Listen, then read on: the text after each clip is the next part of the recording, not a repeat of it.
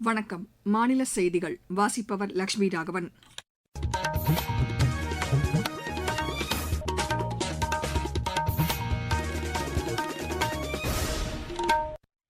தலைப்புச் செய்திகள். தமிழக சட்டப்பேரவைத் தேர்தலுக்கான ஏற்பாடுகள் தீவிரமாக நடைபெற்று வருகின்றன. வாக்காளர்கள் சொந்த ஊர்களுக்கு சென்று வாக்களிக்க வசதியாக சென்னையிலிருந்து சிறப்பு பேருந்துகளும் ரயில்களும் இயக்கப்படுவதாக மாநில அரசு தெரிவித்துள்ளது.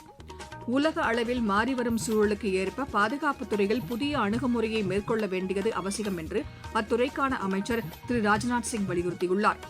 பஹல்காம் தீவிரவாத தாக்குதலின் முதலாம் ஆண்டு நினைவு தினம் இன்று அனுசரிக்கப்படுகிறது. ஐபிஎல் கிரிக்கெட் போட்டியில் ஹைதராபாத் அணி 47 ரன் வித்தியாசத்தில் தில்லி அணியை வென்றது. இனி விரிவான செய்திகள். தமிழக சட்டப்பேரவைத் தேர்தலுக்கான ஏற்பாடுகள் தீவிரமாக மேற்கொள்ளப்பட்டுள்ளன. மாநிலம் முழுவதும் உள்ள 234 தொகுதிகளிலும் ஒரே கட்டமாக நாளை வாக்குப்பதிவு நடைபெறவுள்ளது. இந்த தொகுதிகளில் நேற்று மாலையுடன் அரசியல் கட்சிகளின் பிரச்சாரம் முடிவுக்கு வந்துள்ளது. திமுக தலைவர் திரு மு க ஸ்டாலின் தமது கொளத்தூர் தொகுதியிலும், அஇஅதிமுக பொதுச் செயலாளர் திரு எடப்பாடி பழனிசாமி சேலம் மாவட்டம் எடப்பாடி தொகுதியிலும், தவேக தலைவர் திரு விஜய் சென்னையிலும் இறுதிக்கட்ட பிரச்சாரத்தில் ஈடுபட்டனர். இதேபோல் மாநிலம் முழுவதும் காங்கிரஸ், கம்யூனிஸ்ட், விடுதலை சிறுத்தைகள், நாம் தமிழர் கட்சிகளின் தலைவர்களும் வேட்பாளர்களும் கடைசி கட்ட பிரச்சாரத்தில் ஈடுபட்டு வாக்கு சேகரித்தனர். இதனிடையே நாளை வாக்குப்பதிவை முன்னிட்டு தேவையான அனைத்து ஏற்பாடுகளையும் தேர்தல் ஆணையம் மேற்கொண்டுள்ளது. மின்னணு வாக்குப்பதிவு இயந்திரங்கள் யாருக்கு வாக்களித்தோம் என்பதை அறிந்து கொள்ளும் விவி-பேட் கருவிகள் வைக்கப்பட்டுள்ள மையங்களிலிருந்து வாக்குச்சாவடிகளுக்கு கொண்டு செல்லும் பணிகள் தொடங்கியுள்ளன. மேலும் வாக்குப்பதிவுக்கு தேவையான அழியாத மை, எழுதுப் பொருட்கள் உள்ளிட்டவையும் அனுப்பி வைக்கப்பட்டு வருகின்றன. நெல்லை மாவட்டத்தில் வாக்குச்சாவடிகளுக்கு வாக்குப்பதிவு இயந்திரங்கள் உள்ளிட்டவற்றை கொண்டு செல்லும் பணிகள் தொடங்கியிருப்பதாக எமது செய்தியாளர் தெரிவிக்கிறார். தமிழக சட்டமன்ற தேர்தல் நாளை நடைபெறவுள்ள நிலையில் நெல்லை மாவட்டத்தில் தேர்தல் முன்னேற்பாடுகள் இறுதிக்கட்டத்தை எட்டியுள்ளன. அரசியல் கட்சிகளின் பிரச்சாரங்கள் முடிந்த நிலையில் மாவட்ட நிர்வாகம் சார்பில் வாக்குச்சாவடிகளுக்கு தேவையான பாதுகாப்பு மற்றும் தளவாடப் பணிகளை மேற்கொண்டு வருகிறது. மாவட்டத்தில் உள்ள திருநெல்வேலி, அம்பாசமுத்திரம், பாளையங்கோட்டை, நாங்குநேரி மற்றும் ராதாபுரம் ஆகிய 5 சட்டமன்ற தொகுதிகளுக்கு தேவையான வாக்குப்பதிவு இயந்திரங்கள், விவிபேட் கருவிகள் மற்றும் பிற தேர்தல் உபகரணங்களை வாக்குச்சாவடியில் கொண்டு செல்லும் பணிகள் தற்போது தொடங்கியுள்ளன. இதற்காக தயார் நிலையில் வைக்கப்பட்டிருந்த லாரிகள், காவல்துறை கட்டுப்பாட்டு வயர்லெஸ் கருவிகள் பொருத்தப்பட்டு வருகிறது. மாவட்டத்தில் உள்ள 5 சட்டமன்ற தொகுதிகளுக்கு மொத்தமுள்ள 1678 வாக்குச்சாவடிகளுக்கு தேவையான வாக்குப்பதிவங்களை கொண்டு செல்வதற்கு 155 மண்டல அலுவலர்கள் நியமிக்கப்பட்டு தேர்தல் பணிகள் தீவிரமாக நடந்து வருகிறது. நெல்லையிலிருந்து திருமலைக்குமார். மாநிலத்தில் உள்ள 234 தொகுதிகளில் 4023 வேட்பாளர்கள் களத்தில் உள்ளனர். மாநிலம் முழுவதும் சுமார் 75,000 வாக்குச்சாவடிகள் அமைக்கப்பட்டுள்ளன. பதற்றம் நிறைந்த வாக்குச்சாவடிகளாக அடையாளம் காணப்பட்டுள்ள சுமார் 6,000 வாக்குச்சாவடிகளில் கூடுதல் பாதுகாப்பு போடப்படும் என்று காவல்துறை அதிகாரிகள் தெரிவித்தனர். 5,73,40,000 வாக்காளர்கள் வாக்களிக்க தகுதி பெற்றுள்ளதாக எமது செய்தியாளர் தெரிவிக்கிறார். வாக்குப்பதிவு காலை 7 மணி முதல் மாலை 6 மணி வரை நடைபெறும்.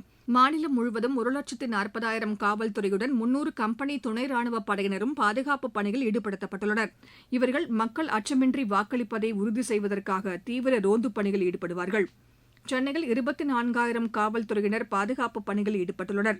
வாக்குப்பதிவு அமைதியாக நடைபெறுவதை உறுதி செய்வதற்காக மாநிலம் முழுவதும் 7,000க்கும் மேற்பட்ட நுண்பார்வையாளர்கள் பணியில் ஈடுபடுத்தப்பட்டுள்ளதாக தேர்தல் ஆணையம் கூறியுள்ளது.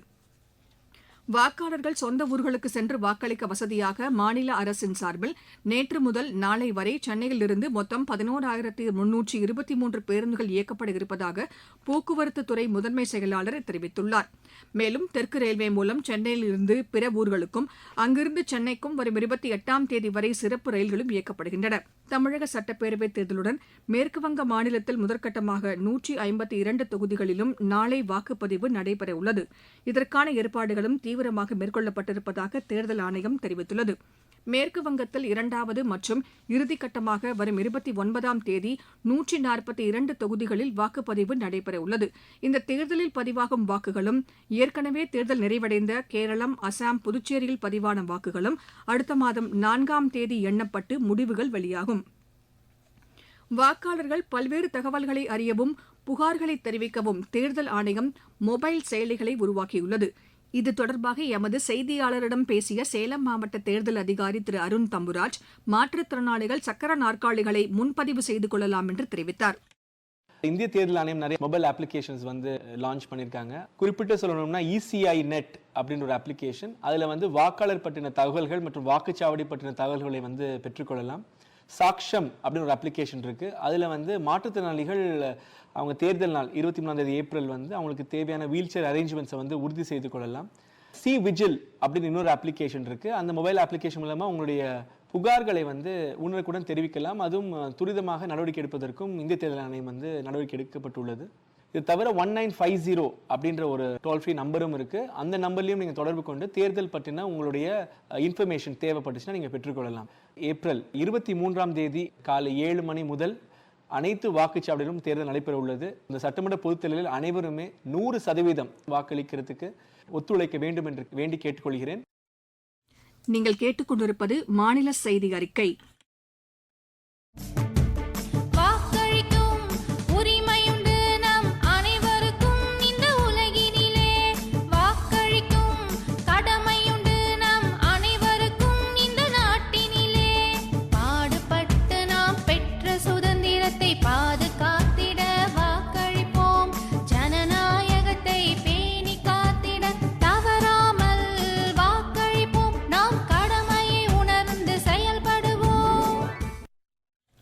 உலக அளவில் மாறிவரும் சூழலுக்கு ஏற்ப பாதுகாப்புத் துறையில் புதிய அணுகுமுறையை மேற்கொள்ள வேண்டியது அவசியம் என்று அத்துறைக்கான அமைச்சர் திரு ராஜ்நாத் சிங் வலியுறுத்தியுள்ளார்.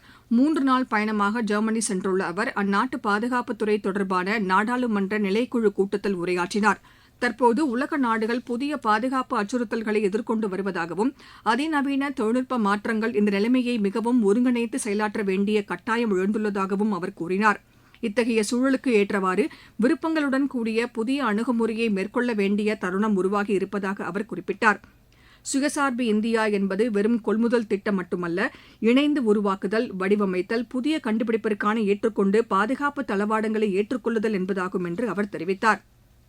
ஜெர்மனியுடன் இணைந்து இருதரப்பிற்கும் பயனளிக்கக்கூடிய வகையிலான தொழில்நுட்ப பங்களிப்பை அதிகரித்திருப்பதாகவும் திரு ராஜ்நாத் சிங் குறிப்பிட்டார். பஹல்காம் தீவிரவாத தாக்குதலில் 1ஆம் ஆண்டு நினைவு தினம் இன்று அனுசரிக்கப்படுகிறது. ஜம்மு காஷ்மீரின் பஹல்காமில் உள்ள சுற்றுலா தலத்தில் கடந்த ஆண்டு இதே நாளில் தீவிரவாதிகள் நடத்திய தாக்குதலில் சுற்றுலா பயணிகள் உட்பட 26 பேர் கொல்லப்பட்டனர். இந்த தாக்குதலுக்கு உலக நாடுகளின் தலைவர்கள் பலரும் கண்டனம் தெரிவித்தனர். பஹல்காம் 1ஆம் ஆண்டு நினைவு தினத்தையொட்டி இந்திய ராணுவம் வெளியிட்டுள்ள சமூக வலைதள பதிவில் மனிதாபிமான எல்லைகளை தீவிரவாதிகள் மீறும்போது சம்பந்தப்பட்டவர்களுக்கு எதிராக உறுதியான நடவடிக்கை எடுக்கப்படும் என்று எச்சரிக்கை விடுத்துள்ளது. பஹல்காம் தாக்குதலை தொடர்ந்து கடந்த ஆண்டு மே மாதம் 6 மற்றும் 7ஆம் தேதிகளில் இந்திய ராணுவத்தினர் ஆபரேஷன் சிந்தூர் நடவடிக்கையை தொடங்கினர். பாகிஸ்தானில் உள்ள தீவிரவாத முகாம்கள் மற்றும் கட்டமைப்புகளை இந்திய ராணுவத்தினர் தகர்த்தனர். இருவரிச் செய்திகள். ஈரானுக்கு எதிரான மோதலை முடிவுக்கு கொண்டுவர ஏதுவாக அந்நாட்டுடனான சண்டை நிறுத்தத்தை காலவரையின்றி நீட்டிப்பதாக அமெரிக்க அதிபர் திரு டொனால்டு டிரம்ப் தெரிவித்துள்ளார். ஈரானுடன் 2ஆம் சுற்று அமைதி பேச்சுவார்த்தையில் பங்கேற்க இஸ்லாமாபாத் செல்ல இருந்த அமெரிக்க துணை அதிபர் திரு JD வான்ஸ் தனது பயணத்தை ரத்து செய்தார். கேரள மாநிலம் திருச்சூர் மாவட்டத்தில் நேரிட்ட வெடிவிபத்தில் உயிரிழந்தோர் எண்ணிக்கை 13ஆக அதிகரித்துள்ளது. விழுப்புரம் மாவட்ட ஆட்சியர் அலுவலக வளாகத்தில் 100% வாக்குப்பதிவை வலியுறுத்தி தேர்தல் ஆணையத்தின் லட்சணை மின் விளக்குகளால் அலங்கரிக்கப்பட்டிருந்தது. சிங்கப்பூரில் இருந்து சென்னை வந்த விமான பயணிகள் மத்தியில் வாக்களிக்க வேண்டியதன் அவசியம் குறித்து விமானி விழிப்புணர்வை ஏற்படுத்தினார். திருப்பூர் மகளிர் அரசு கலைக்கல்லூரியில் அமைக்கப்பட்டுள்ள வாக்கு எண்ணும் மையத்தில் முன்னேற்பாட்டு பணிகளை தேர்தல் பார்வையாளர்கள் நேற்று ஆய்வு செய்தனர். திருவள்ளூர் மாவட்டத்தில் ஒரே மையத்தில் அதிக வாக்குச்சாவடிகள் அமைந்துள்ளதால் வாக்காளர்கள் எளிதில் தங்கள் மையத்தை அடையாளம் காண ஏதுவாக முகப்பு பகுதியில் தனித்தனி வண்ணங்கள் தீட்டப்பட்டுள்ளன. விளையாட்டுச் செய்திகள். IPL கிரிக்கெட் போட்டியில் நேற்று நடைபெற்ற ஆட்டத்தில் ஹைதராபாத் அணி 47 ரன் வித்தியாசத்தில் தில்லி அணியை வென்றது. ஹைதராபாத்தில் நடைபெற்ற இப்போட்டியில் முதலில் விளையாடிய ஹைதராபாத் அணி நிர்ணயிக்கப்பட்ட 20 ஓவரில் 2 விக்கெட் இழப்பிற்கு 242 ரன் குவித்தது. தொடக்க ஆட்டக்காரர் அபிஷேக் சர்மா 68 பந்துகளில் 135 ரன் எடுத்து இறுதி வரை ஆட்டமிழக்காமல் இருந்தார். 243 ரன் எடுத்தால் வெற்றி என்ற இலக்குடன் பின்னர் களமிறங்கிய தில்லி அணி 20 ஓவரில் 9 விக்கெட்களை இழந்து 195 ரன் எடுத்து தோல்வியடைந்தது. மீண்டும் தலைப்புச் செய்திகள். தமிழக சட்டப்பேரவைத் தேர்தலுக்கான ஏற்பாடுகள் தீவிரமாக நடைபெற்று வருகின்றன. வாக்காளர்கள் சொந்த ஊர்களுக்கு சென்று வாக்களிக்க வசதியாக சென்னையிலிருந்து சிறப்பு பேருந்துகளும் ரயில்களும் இயக்கப்படுவதாக மாநில அரசு தெரிவித்துள்ளது. உலக அளவில் மாறிவரும் சூழலுக்கு ஏற்ப பாதுகாப்புத் துறையில் புதிய அணுகுமுறையை மேற்கொள்ள வேண்டியது அவசியம் என்று அத்துறைக்கான அமைச்சர் திரு ராஜ்நாத் சிங் வலியுறுத்தியுள்ளார். பஹல்காம் தீவிரவாத தாக்குதலில் முதலாம் ஆண்டு நினைவு தினம் இன்று அனுசரிக்கப்படுகிறது. ஐபிஎல் கிரிக்கெட் போட்டியில் ஹைதராபாத் அணி 47 ரன் வித்தியாசத்தில் தில்லி அணியை வென்றது. இத்துடன் இந்த செய்தி அறிக்கை நிறைவு பெற்றது.